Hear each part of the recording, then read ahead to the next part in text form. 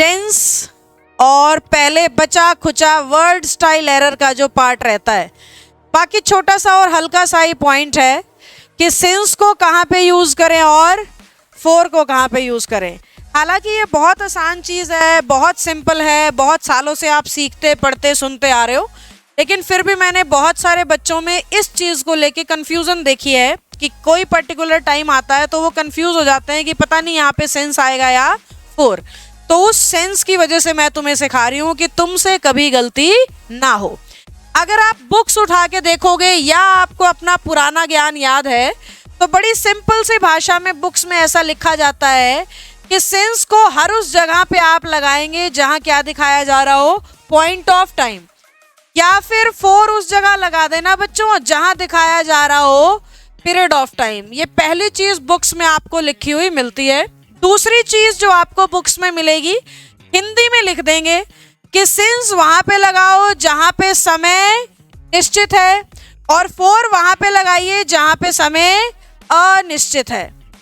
अब हमारा बच्चा इस चीज को याद तो कर लेता है कि सिंस हर उस जगह लगाऊंगा जहां पॉइंट ऑफ टाइम होगा, फोर हर उस जगह लगाऊंगा जहां पीरियड ऑफ टाइम होगा, या सिंस वहां जहां निश्चित समय और फोर वहां जहां अनिश्चित समय। बहुत बार ऐसा होता है कि हम टाइम को देख के पता ही नहीं लगा पाते तो टाइम निश्चित माना जाए या अनिश्चित।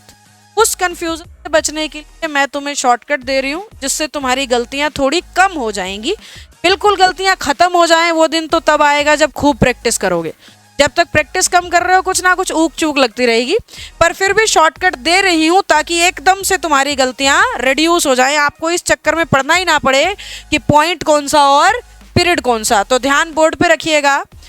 सबसे पहली चीज जो मैं तुम्हें याद रखने को कहूंगी वो ये है कि सिंस हर उस जगह लगा देना जहां पे तुम्हें टाइम के पीछे AM PM या क्या दिखाई दे जाए, ओ क्लॉक। जहां जहां समय इस तरीके से लिख रखा है 5 o'clock, 3 PM, 2 PM, 9 AM, कुछ भी इस तरीके से वो लिख रहा है तो बिना निश्चित अनिश्चित के चक्कर में पड़े आपका आंसर क्या होगा, सिंस होगा।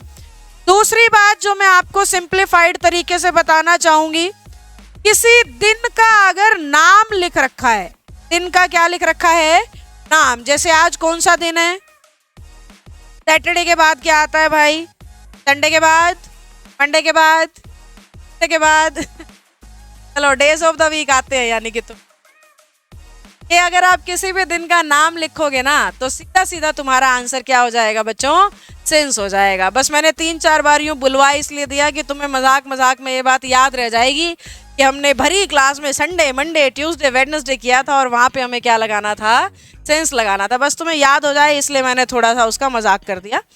इसी तरीके से अगर मंथ का नाम दिया गया है या फिर ईयर का नाम दिया गया है, किसी भी साल का नाम है या महीने का नाम है, महीने के नाम से हमारा मतलब कौन सा मंथ चल रहा है, फिलहाल जनवरी चल रहा है, और साल कौन सा चल रहा है, 2023। तुम पैदा कौन कौन से महीने में हुए थे, अपना अपना बताओ।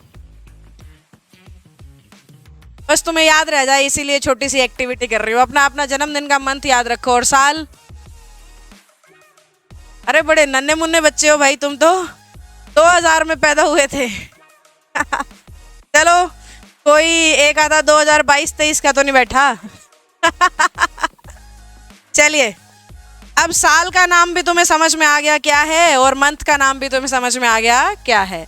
अब दिन का नाम हो, महीने का नाम हो, साल का नाम हो, हर सिचुएशन में तुम्हारा आंसर क्या रहेगा, सिंस। अभी आगे आने वाले समय में कौन सा ऐसा त्योहार है जो आने वाला है, होली से पहले कुछ नहीं आएगा, महाशिवरात्रि, उससे पहले कुछ नहीं आएगा, कुछ नहीं है। अगर आप किसी फेस्टिवल का नाम लिखोगे ना, होली, दिवाली, दशहरा, तुम्हारा जन्मदिन का दिन, कुछ भी, वो भी फेस्टिवल ही है, त्योहार ही है ना। अपना जन्मदिन तो खुश होके मनाते होगे, उस दिन भी रोते हो क्यों पैदा हो गया मैं धरती पे, हैं?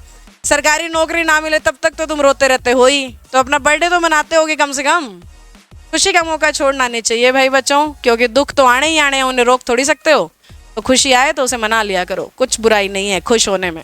चलिए, तो फेस्टिवल का नाम भी तुम समझ गए, किसी त्योहार का नाम होगा तब भी क्या लगा दोगे, सेंस लगा दोगे। आखिरी बात और सुन लो, पार्ट्स ऑफ अ डे या पार्ट्स ऑफ द डे, कैसे भी लिख लो, अ डे द डे से कोई फर्क नहीं पड़ता, बस ये समझ आना चाहिए कि पार्ट्स ऑफ द डे का मतलब क्या है।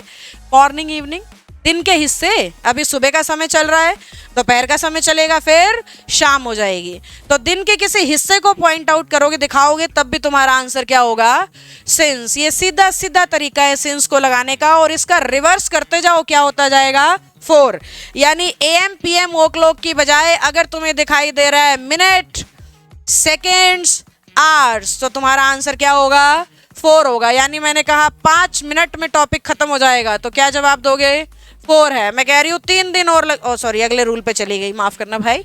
2 सेकंड में मैं तुमसे वोकैब सुनना शुरू कर दूंगी, तो क्या होगा, चलिए 2 सेकंड, 5 सेकंड, 3 सेकंड, 3 मिनट, 2 घंटे, 6 घंटे, ऐसा कुछ भी बोलोगे तो तुम्हारा आंसर क्या है, 4 है।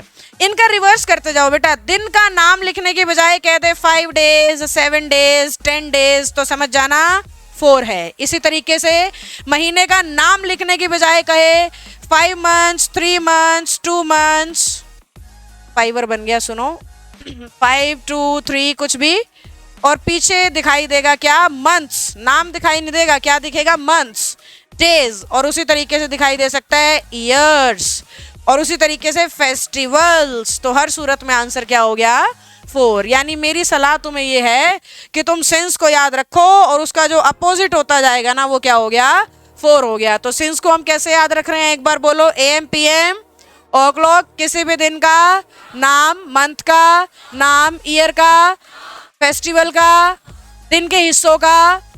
मैंने तुम्हारे मुंह से बार बार बुलवाया है, नाम नाम नाम नाम। सबसे बड़ा फोकस तुम्हें करना है सिंस में, किस पे, नाम पे। पर सिंस नेहा मत कर देना भाई, है ना, ये वाला नाम नहीं, जो लिख रखे है ना सिर्फ वही वाला नाम, ठीक है। समय, समय का नाम, किसी इंसान, व्यक्ति, स्थान का नाम नहीं, समय का नाम होगा तो सिंस। और नाम लिखने की बजाय वो रैंडम चल रहा है, मिनट, सेकंड, आवर लिख दिया, कोई क्लैरिटी नहीं दी कौन से घंटे का कौन सा मिनट। उसी तरीके से 5 दिन बता दिए, कौन सा कुछ नहीं पता, संडे मंडे कौन से वाले 5 कुछ नहीं पता। ऐसे ही मंथ्स लिख दिया, और ऐसे ही ईयर्स या सारे फेस्टिवल्स, तो उस सूरत में आपका आंसर हो जाएगा 4। मेरे ख्याल से बात समझ आ गई।